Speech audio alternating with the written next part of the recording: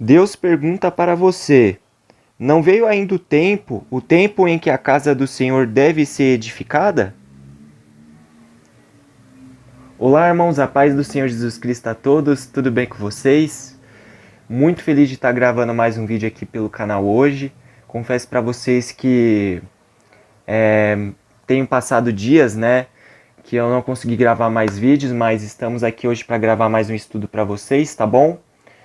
Dias bem ocupados, dias de muito trabalho, de muita correria, mas eu pretendo dar esse vídeo a vocês, pretendo dar esse vídeo a Deus, para que os irmãos sejam edificados naquilo que eu tenho estudado ultimamente, tá bom, irmãos?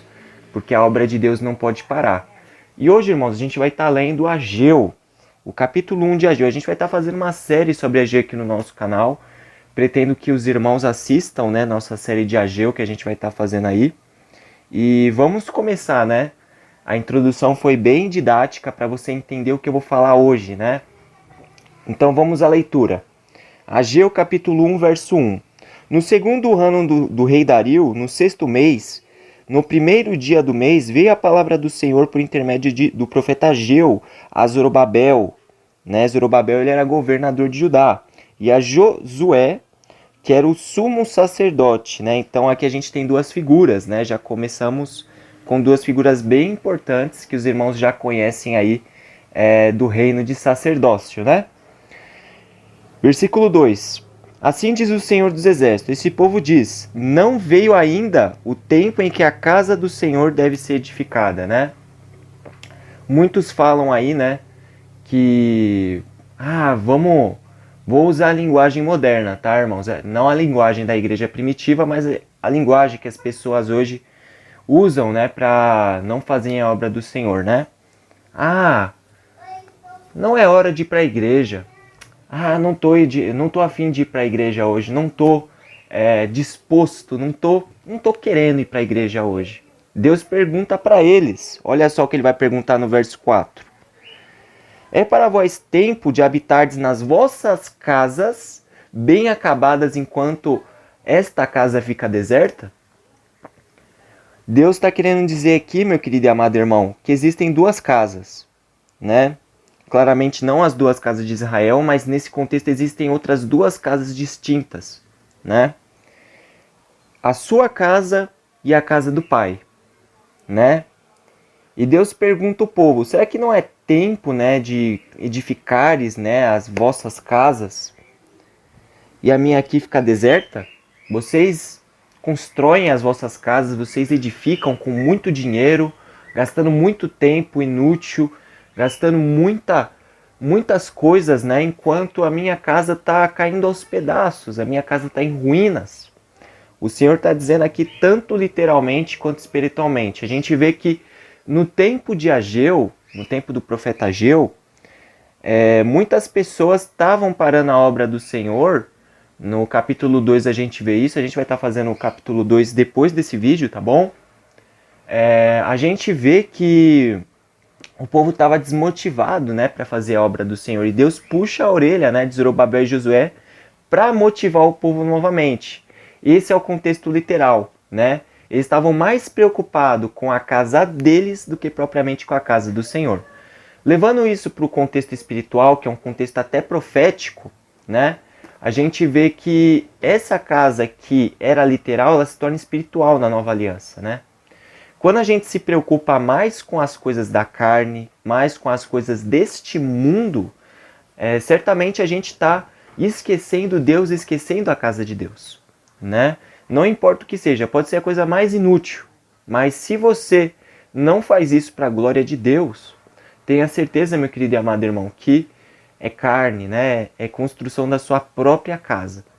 E Deus exorta o povo dizendo assim: ora, assim diz o Senhor dos Exércitos, aplicai o vosso coração aos vossos caminhos, né? Deus fala para o povo voltar ao caminho do Senhor, para o contexto espiritual voltar ao primeiro amor, né? Porque a gente sabe que Jesus, ele é o primeiro amor. Por que é citado Jesus como primeiro amor? Porque quando a gente aceita Jesus, ele se torna as nossas primícias. E lembra que a palavra e a palavra primícias no hebraico significam a mesma coisa?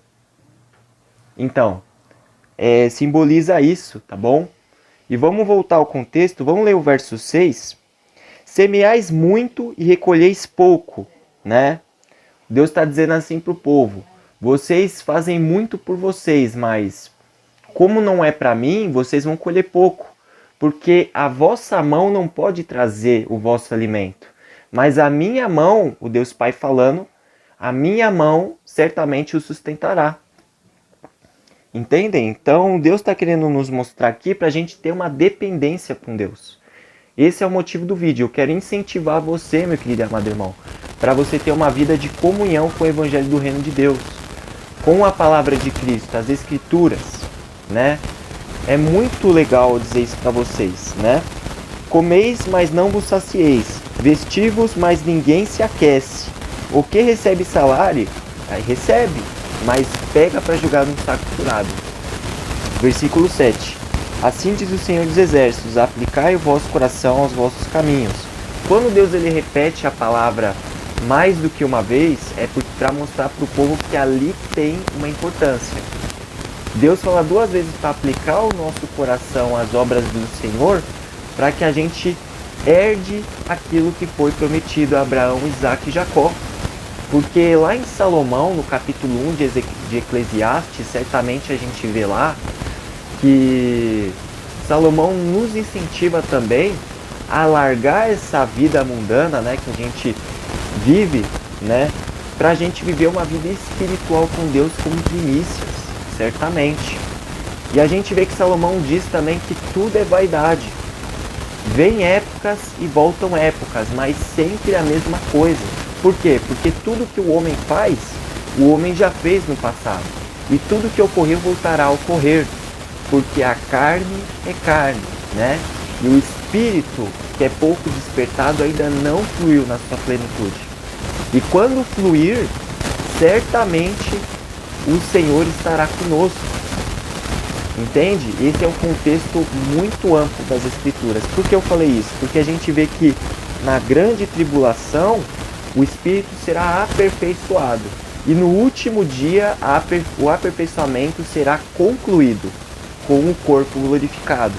Entende? Então o Espírito vai se transbordar sobre a terra e toda a terra se encherá do conhecimento do Senhor. Tá bom? Então vamos ler aqui o verso 8, eu não quero deixar esse vídeo muito longo. Sobe ao monte, trazei madeira e edificai a casa para que dela me agrade e seja glorificado. Aqui existem 2 contextos, um literal e um espiritual. O contexto literal é o contexto normal, eles vão subir ao monte, lá tem árvores, eles vão cortar a árvore, vão tirar a madeira e vão edificar a casa de Deus. Mas, no contexto espiritual, que é muito interessante, se a gente aplicar isso ao espiritual também para comparar, a gente vê que esse monte, a gente vê lá em Daniel 2, esse monte, quando ele bate, né, lá em Daniel capítulo 2, quando uma pedra ela bate sobre o pé da estátua e se torna num grande monte, ali fala do reino de Cristo, né? Ali fala do reino de Cristo.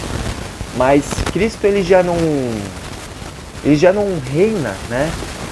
Ele ainda não reina, né? Certamente. Mas quando a gente entra na presença de Deus, quando a gente entra no espiritual de Deus, é como se a gente já tivesse o contato com Cristo. E quando a gente tem esse contato com Deus, do Filho, é como se a gente tivesse subindo ao monte. Porque Deus ele não habita no terceiro céu. Se ele habita no terceiro céu, a gente tem que subir. E se a gente sobe, a gente está subindo uma montanha. Então Deus está dizendo para a gente entrar na presença dele e fazer a vontade dele. Trazei madeira. O que essa madeira pode simbolizar para nós?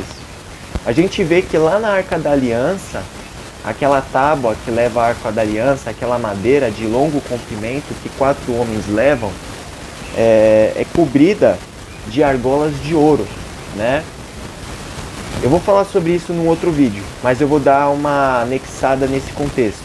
A gente vê que essa madeira simboliza nós, a carne, né? A casa de Deus. E essa parte, né, que é dourada entre as argolas é o próprio Deus. né? Porque lá em Ezequiel capítulo 1, a palavra fala que o Espírito de Deus está sobre as rodas. E as rodas são as argolas. E se as argolas estão nas rodas, certamente aquela madeira será glorificada. Então por isso que existe um contexto muito profundo dentro de Ezequiel capítulo 1, tá bom? Então se você quer entender sobre a Arca da Aliança e sobre o Tabernáculo do Céu, que são praticamente iguais, eu recomendo que você assista alguns dos vídeos do irmão Luiz do canal Reino Eterno. Eu vou ver se eu deixo o link do canal dele aqui na descrição. Ele fala sobre isso lá no canal dele. Procura lá que você vai achar, tá bom? E voltando ao nosso estudo, irmãos, então, só para finalizar, verso 9, depois a gente começa do capítulo 2, tá bom? Esperastes muito e veio a ser pouco, né? O povo estava esperando muito, né? Porque estavam edificando a casa deles, né? Estavam fazendo ali um meia boca pro Senhor. Mas Deus ele castiga, Deus ele vigia todos os nossos atos. No céu existem anjos escrevendo nos livros todas as nossas obras.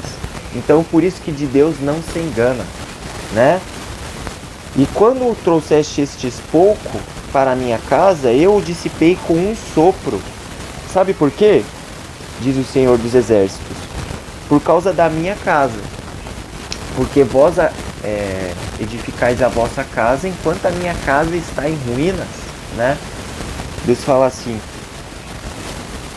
como eu disse para vocês antes, irmãos, Deus está vigiando, né, nossas obras, intermédio dos anjos. Deus está vigiando tudo certamente, mas através dos anjos o Senhor tem colocado olhos sobre nós para olhar as nossas obras, né?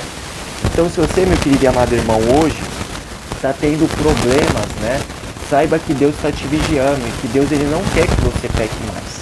Então, o que eu posso dizer para você se arrepender dos seus maus caminhos e voltar à casa do Senhor. Amém? Então, era esse o vídeo. Eu agradeço a todos que assistiram.